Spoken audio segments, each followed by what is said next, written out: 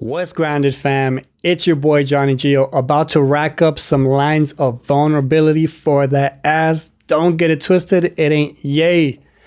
Alright guys, so on today's video, I'm gonna go ahead and dive into my childhood, and particularly the fact that I've never met my biological father. I did have a stepdad, but him and my mom were on and off all the time. It was a roller coaster ride, and that really took effect on me. So I want to discuss how that impacted my life in particular, and just give my 2 cents on how I feel about masculinity. Okay, so to start off with, I'm going to share with you guys, I'm going to take you guys way back to when I first found out that my stepdad was not my real dad. But I want you guys to paint this picture in your head. I was this kid, I was this little boy that was that kid that was arguing with the other dude like, no, my dad is stronger than your dad because my dad can carry a truck with one hand. Whatever you said about your dad, my dad could do it better and was stronger. Okay? Keep that in mind. So here I am at the age of 12. My mom and my stepdad were really going through it. They were separating, and I was already on a bad trip. I'm in the 7th grade, and I'm coming home tweaked out of my mind. I had done my first line of crystal meth, the first drug I have ever done. Of course, I had drank before, but I've never smoked weed even. So I'm over here coming at my mom and family with my big old dilated eyes. And my mom, she was drinking already. And she said, hey, I need to tell you something, but in Spanish. Mijo, tengo que decir algo. Okay? And so I was like, fuck, I'm over here all tweaked out. And she's, about to tell me something serious, it seems like. So she tells me that my dad is not my dad, and that I have a dad out there somewhere. So I didn't show it at the time. I didn't know how to even take it in. I turned ice cold after that day. Not only that, I started developing trust issues. I felt really, really lied to and deceived. Like, I was always hyping my dad up. I was always really, like, I had so much love for him, and I still do. He passed away, unfortunately, but I still have so much love for him because he was a male role model for me, given that he wasn't there all the time, but he was there. So I appreciate that, regardless, I appreciate it. Then all of a sudden, everything started clicking. Family members wouldn't talk to these family members. I wasn't allowed to go to certain places. I would hear comments here and there that such and such doesn't look like this person, or they don't even look like brothers and sisters. And I was in denial. I was like, the fuck? Like, yeah, we do. We all look like my mom. We all look like my mom. Like that was the idea that I had, and we do. But, you can tell, we have different fathers. So everything just clicked at that moment. I was like, holy shit. I was living a fucking lie. And I don't hold any grudges for my mom or my stepdad for coming at us or me the way they told us the truth, because personally, I don't even know how I would have handled it.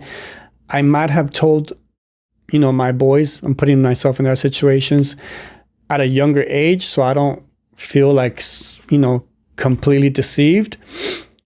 But hey, there is no fucking manual to this shit, so I don't hold any grudges, but that's the way I handled it. Another thing that I want to mention is that from that point on, I really felt this victimized mentality. At the time, I didn't know, but looking back now, I was like, dude, I played like such a victim. I fucking whined and was like, why me? Why always me? Why does everything happen to me? Me? Like, always excuses, never holding myself accountable, all the way to the age of 20 something.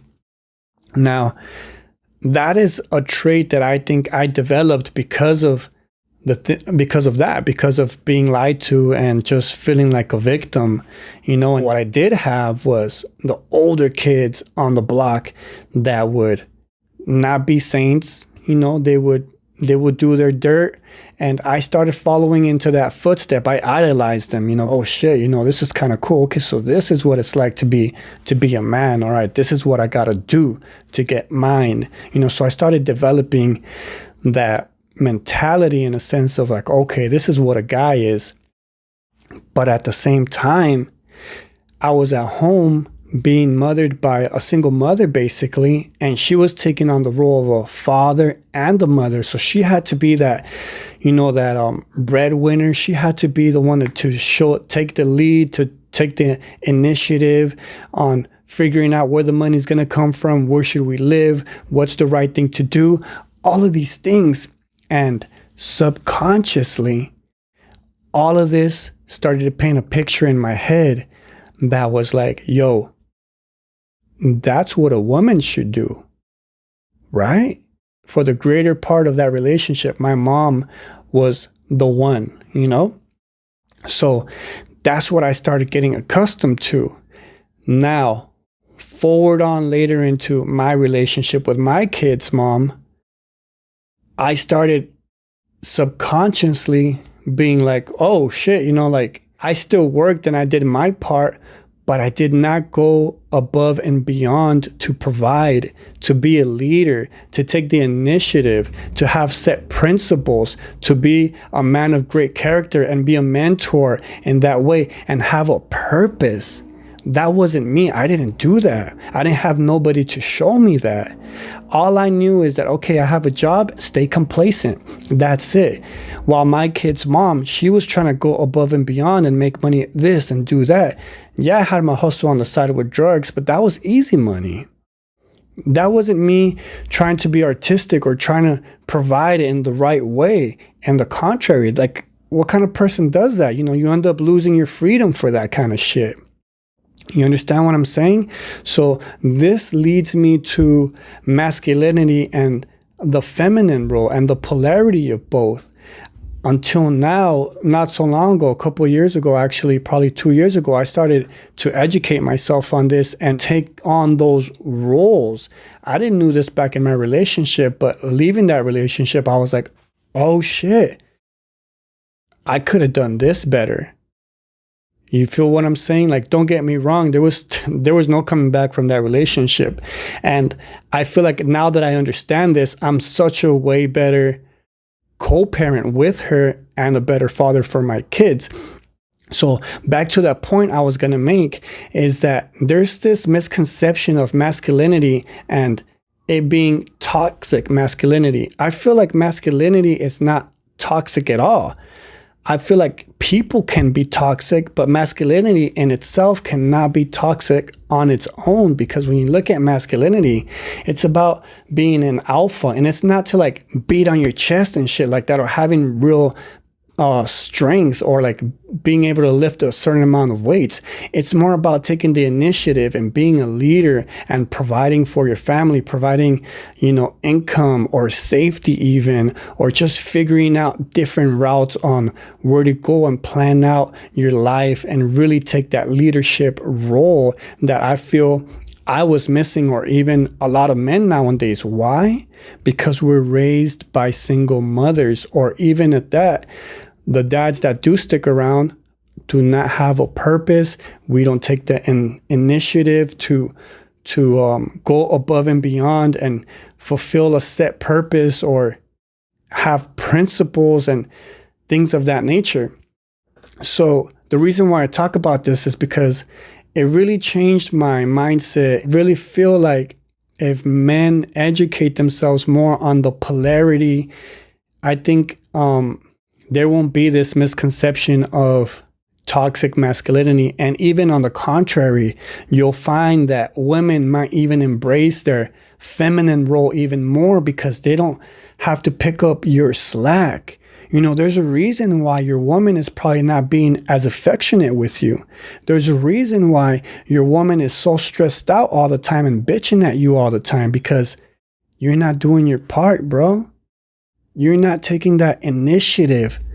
And it's not to put a knock on you, because you could be doing your job, you could be doing your thing, but at the same time, she's probably taking on more of what she needs to be.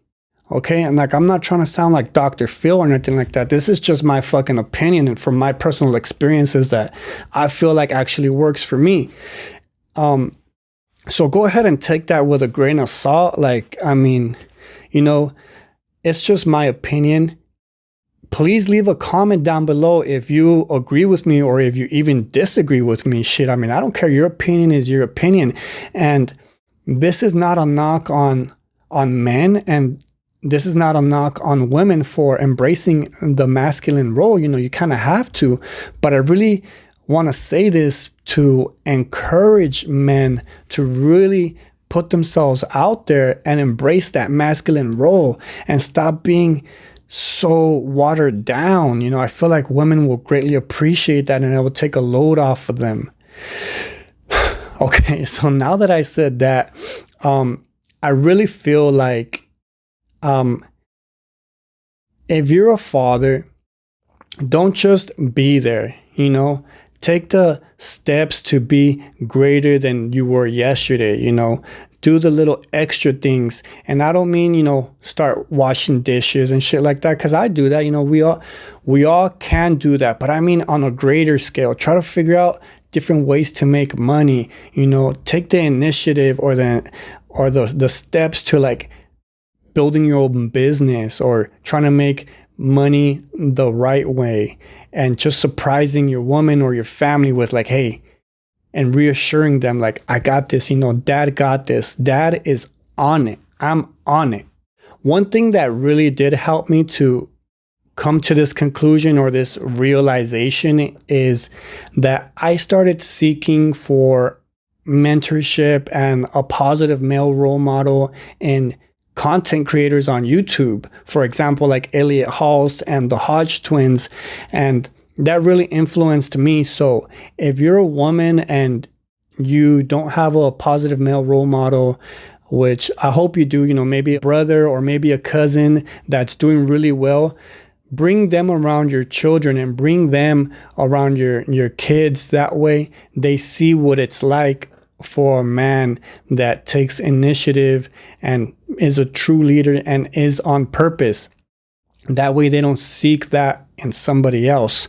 Or you can also have them watch positive male role models that create content on YouTube every here and there. This is just a suggestion because this helped me. Hopefully it can help you if you're a woman, if you're trying to seek another alternative to how you can help your children or find a positive male role model. I think that is a great route to go.